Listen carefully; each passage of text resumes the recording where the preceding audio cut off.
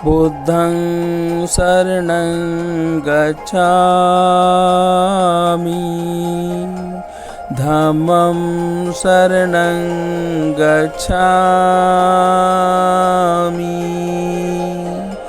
संघं शरणं गच्छामि।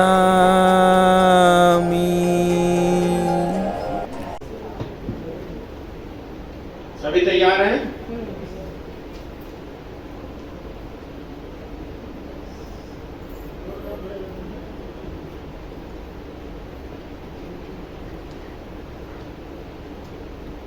अपना दाहिना हाथ आगे कर लेंगे।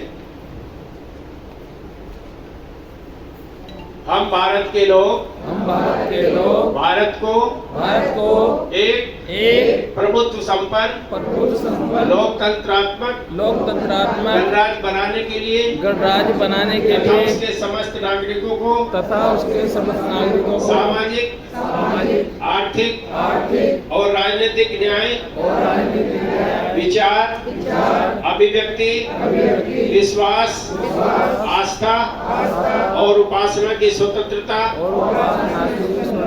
प्रतिष्ठा और अवसर की समानता प्राप्त करने के लिए तथा उन सब में व्यक्ति की गरिमा और राष्ट्र की एकता सुनिश्चित करने वाली बंधुता बढ़ाने के लिए दृढ़ संकल्प होकर अपनी इस संविधान सभा में आज 26 नवंबर 1949 को एतद द्वारा इस संविधान को अंगीकृत अधिनियमित और स्वयं को अर्पित करते हैं। जय भारत जय भारत जय संविधान जय संविधान। छत्रपति साहू जी महाराज छत्रपति साहू जी महाराज बाबा साहब डॉक्टर अम्बेडकर बाबा साहब डॉक्टर अम्बेडकर। धन्यवाद।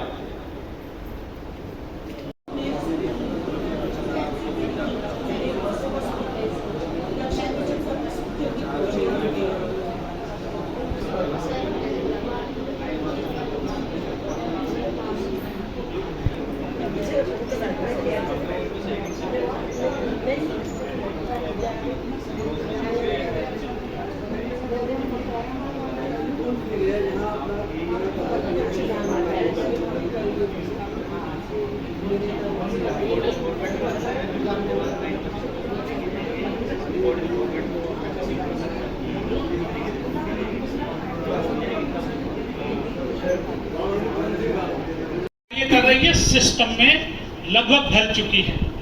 आने वाले समय में मैं आपको आश्वासित करता हूं कि संस्था का यथाशीघ्र अपना कार्यालय होगा, अपनी जगह होगी जो जन्म समिति के नाम से होगी।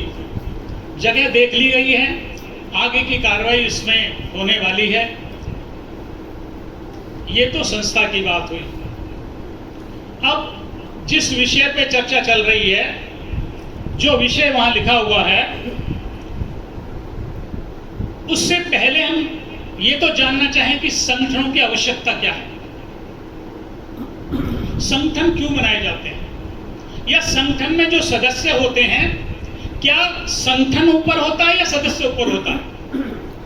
शायद आप सब लोग इस बात को मानेंगे कि संगठन सबसे ऊपर है।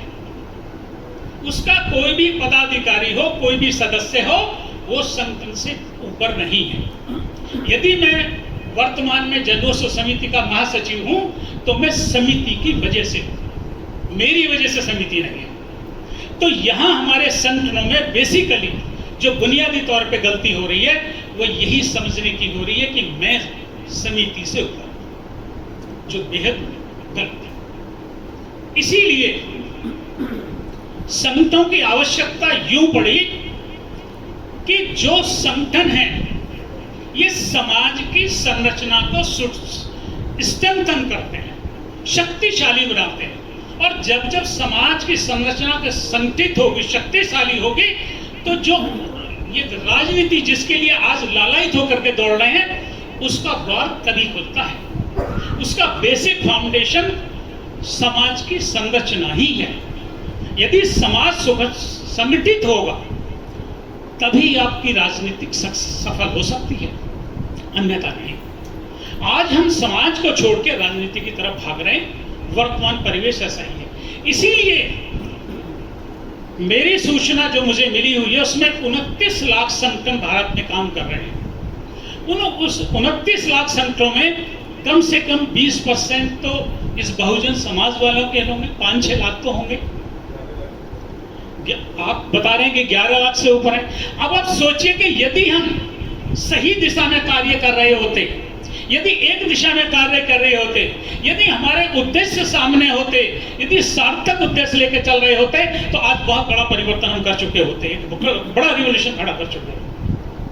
हमारी दशा कुछ ऐसे हो रही है जैसे किसी पानी के जहाज को सभी उपकरणों से सुसज्जित करके और समुद्र में छोड़ दिया जाए और हम उसमें दिशा सूचक यंत्र लगाना भूल गए, कंपास लगाना भूल गए, अब उसे समुद्र में छोड़ दिया। उसका हश्र क्या होगा? यही आज हमारे संगठनों का हो रहा है, क्योंकि हमने अपनी दिशा तय नहीं की है, हमने अपने उत्तरदायित्व तय नहीं किए हैं, हमने अपने लक्ष्य निर्धारित नहीं किए हैं। इसी कारण से कहीं ना कहीं हमें भटकाव है और एकात्मकता नहीं है। हम क्यों संगठन में हैं? हम तो समाज में मानव ही हैं। तथागत बुद्ध ने सबको बताया कि मानव मानव एक समान है। अंतर कहाँ है? केवल विचारधारा में। यदि अंतर विचारधारा था तो एक विचारधारा क्यों नहीं हुई? जब हमारे आदर्श एक हैं, हमारे महापुरुष एक हैं, हमारे बाबा साहेब एक हैं, हमारे ज्योतिबा फूले जी एक हैं, माता रमाबाई जी एक, जब एक है तो एकात्मा क्यों नहीं है? एकात्मकता क्यों नहीं है? यूनिटी क्यों नहीं? कुछ तो कमी है। इस कमी को पकड़ने के लिए यदि चाहेंगे तो मिल जाएगी, क्योंकि मैं जो है मैं, इसने खराब किए संगठन। जो कुछ हूं मैं हूं, मैं अध्यक्ष, मैं महासचिव, मैं फलाना, मैं ढिमका। ये जो हो रहा है, जिस दिन हम ये समझ लेंगे कि संगठन सबसे ऊपर है। आप सब जानते हैं जब भी कोई संगठन बनेगा तो सबसे पहले उसकी नियमावली बनेगी, उसके जो अपने कार्य करने वो बनेंगे। लेकिन जब संगठन बन जाएगा, रजिस्टर्ड हो जाएगा, ना तो उसकी नियमावली देखी जाएगी, ना उसके उद्देश्य देखे जाएंगे। तो मेरा सबसे निवेदन है कि जिस संगठन में कार्य कर रहे हों उसके उद्देश्यों की सार्थकता पे जाएं और परिणात्मक बातों से नहीं, रिजल्ट ओरिएंटेड काम करने चाहिए। मैं अपनी वाणी को विराम देता हूं। आपने मुझे समय दिया उसके लिए बहुत बहुत साधुवाद। आयोजनकर्ताओं को बहुत बहुत साधुवाद। आपने बहुत अच्छा आयोजन किया, बहुत बहुत धन्यवाद।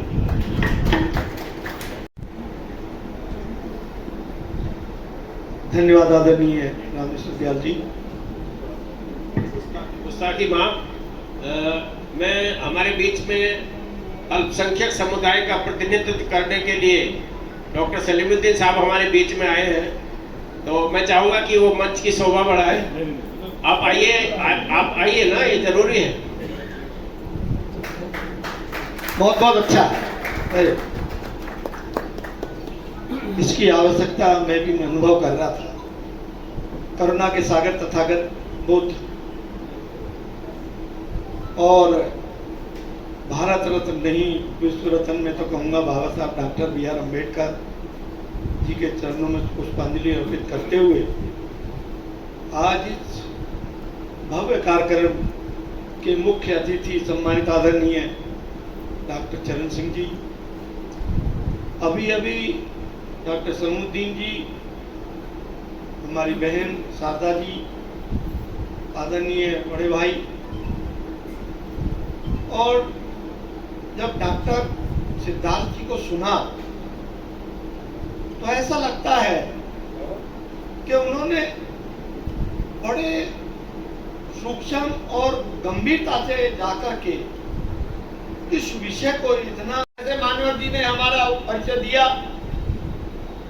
और मैं तो 30-32 साल से कोई काम नहीं है, बहुत सारे संगठन, अम्बेडकर जयंती हुई और अनुसूचित जाति अत्याचार निवारण संस्था मॉनिटरिंग कमेटी का सदस्य मैं अभी हूँ।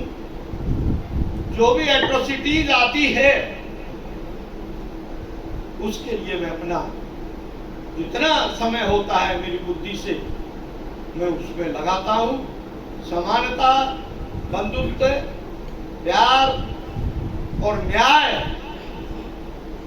अहम को छोड़ करके संगठन जितने लोग बनते जा रहे संगठन, इसकी जड़ अहम है और अहम का मूल्य जो रिजल्ट है वो हमारे आज समाज को धरातल पे ले जा रहा है। इन्हीं शब्दों के साथ जय भीम, नमो बुद्धाय।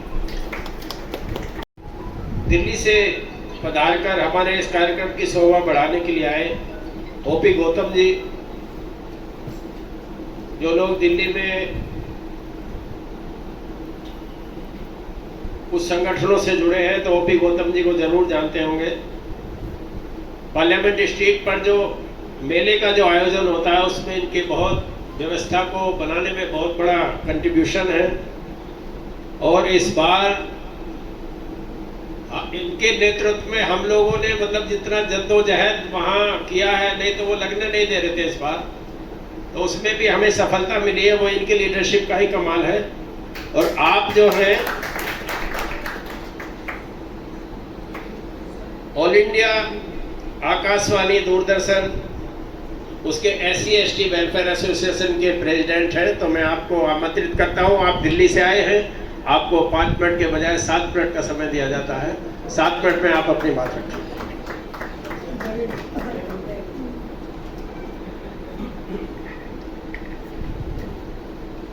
धन्यवाद रामेश्वर दयाल जी, आपका बहुत बहुत धन्यवाद।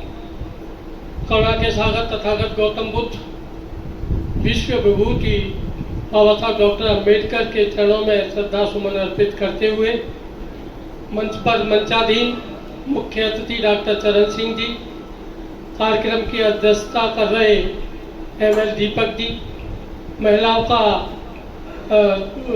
नेतृत्व कर रही शारदा जी और सलामुद्दीन जी एवं समस्त यहाँ पर आए उपासक उपासिकाओं, सबको मेरा नमो बुद्धाय, जय भीम। मेरा परिचय रामेश्वर दयाल जी ने दे दिया और उससे भी क्योंकि रामेश्वर दयाल जी हमारे साथ 14 अप्रैल के लिए एक साथ हमारे साथ लगे रहते हैं और उन्होंने सही कहा है कि जो ये सरकार है ये आपके बाबा साहब का नाम मिटाने के लिए तैयार है और पूरी कोशिश कर रही है। और 4 जून को 2024 में इन्होंने बाबा साहब की मूर्ति को भी जहाँ लगी थी पार्लियामेंट में वहाँ से लगा के और इन्होंने एक नाम दे दिया प्रेरणा स्थल। प्रेरणा स्थल भी वो माननीय काशीराम और मायावती जी की देन है कि जो उन्होंने यूपी में और दिल्ली में बनाए हैं। उन्होंने उसको प्रेरणा स्थल इसलिए दिया क्योंकि अगर बाबा साहब की मूर्ति पे हंगामा होता और उसी को कड़ी को पूरा करते हुए इन्होंने जो बाबा साहब का जयंती का कार्यक्रम पार्लियामेंट स्ट्रीट पे होता है उसको समाप्त करने के लिए इन्होंने पार्लियामेंट को हटाकर इन्होंने पंडित पंत मार्ग पर कर दिया जाए कि पंडित पंत मार्ग पर हम कार्यक्रम कर नहीं सकते। और बड़ी जदोजहद चली 1 महीना हमारी लगातार, पर हमने भी कह दिया था कि अगर प्रोग्राम होगा तो संसद मार्ग पर होगा, वरना हम संसद मार्ग पर अपने आप करेंगे, मूर्ति लगा के करेंगे। और किसी का कोई उसमें वो नहीं है क्योंकि वहाँ सारे ऑफिस हैं और ऑफिस बाबा साहब की जयंती के दिन बंद रहते हैं और उसमें किसी का किसी भी संगठन का या किसी ऑफिस का या किसी के रेजिडेंस का उल्लंघन नहीं होता। खासकर उनको, क्योंकि मैं एक और बता दूं, मैं बसपा समर्पित हूँ। मामसेब का 10 साल मैं दिल्ली प्रदेश का महासचिव रहा हूँ नौकरी में रहते हुए। उसके बाद मामसेब खत्म हो गई तो हमने काम थोड़ा सा वो कर दिया, लेकिन हमें मजबूरन भाजपा में जाना पड़ा क्योंकि हमको बाबा साहब की जयंती संसद मार्ग पर ही करनी थी। तो साथियों, ये करने के लिए एक हम दलित दलित करते हैं। अभी एक थोड़े 2 महीने पहले का ही उदाहरण है डिस्ट्रिक्ट एटा का, क्योंकि दलित करने से हमारा मनोबल गिरता है। दलित जो एटा का एक गांव है जो तहसील जलेसर में पड़ता है और उसका नाम है जैनपुरा, वहाँ के लोग बच्चों ने पहली बार बाबा साहब की जयंती मनाने के लिए उन्होंने कहा कि हम झांकी निकालेंगे। कभी झांकी नहीं निकलती थी, तो उन्होंने झांकी निकाली और वहाँ के ठाकुरों ने उस जयंती को नहीं निकलने दिया।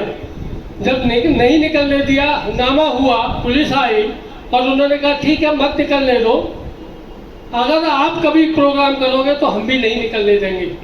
उन्होंने जब कथा की और उस कलश को वो निकालने लगे तो वहाँ के लोगों ने उस कलश को नहीं निकलने दिया। और उसके बाद मीडिया हल्ला मचा रहा है कि दलितों ने किया। भाई वो दलितों ने नहीं किया, वो केवल जाटवों ने किया था। जिस दिन सारे दलित एक साथ हो जाएंगे तो ठाकुर तो क्या, पंडित तो क्या, बनिया तो क्या, ये आपका पानी भरेंगे। ये हकीकत है।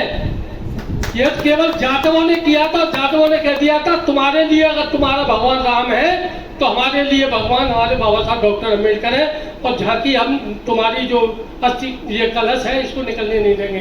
तो साथियों, हमारा जो कहने का मतलब है, वहाँ कई लोगों ने बयान देखे होंगे आपने, उन्होंने कहा कि हम 100 दिन जीने से बढ़िया है शेर की जिंदगी जिए 10 दिन के लिए बहुत है।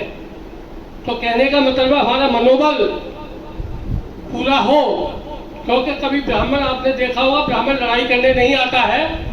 ब्राह्मण ओबीसी से काम कराता है, चाहे वो लोधा हो, चाहे वो जाट हो, चाहे गुर्जर हो, चाहे कुर्मी हो, चाहे यादव हो।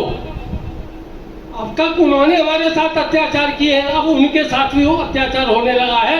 इटावा में देखने को मिला है कि वो जो कथा का वाचक थे उनको भी वही दिखा दिया जो हमारे साथ होता था। तो साथियों, कहने का उड़ीसा का नाम ले लें या और भी हम किसी स्टेट का नाम, कोई स्टेट ऐसा नहीं है जहाँ हमारे साथ अत्याचार न होते हो, लेकिन अत्याचार तभी होते हैं जब उन्हें हम सहन करते हैं। अगर हम सहन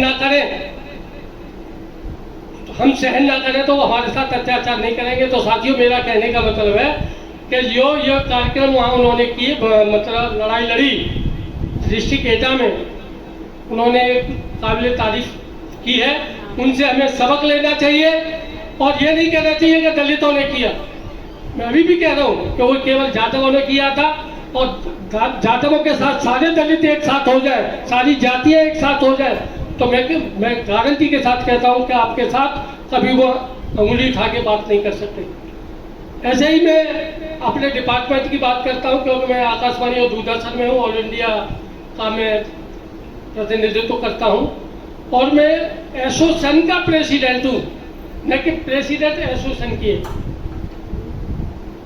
हमारे यहाँ भी खूब अत्याचार होते हैं और एसोसिएशन बनाई इसीलिए जाती है कि एससी और एसटी के साथ अत्याचार होते हैं। हमने वहाँ भी क्लियर कह देते हैं कि ये जो सीट है हमारी आपसे लड़ाई नहीं है, इस सीट पर जो भी होगा हम उसकी लिए लड़ाई है, और हमारे जो हक और अधिकार है वो हम लेके रहेंगे।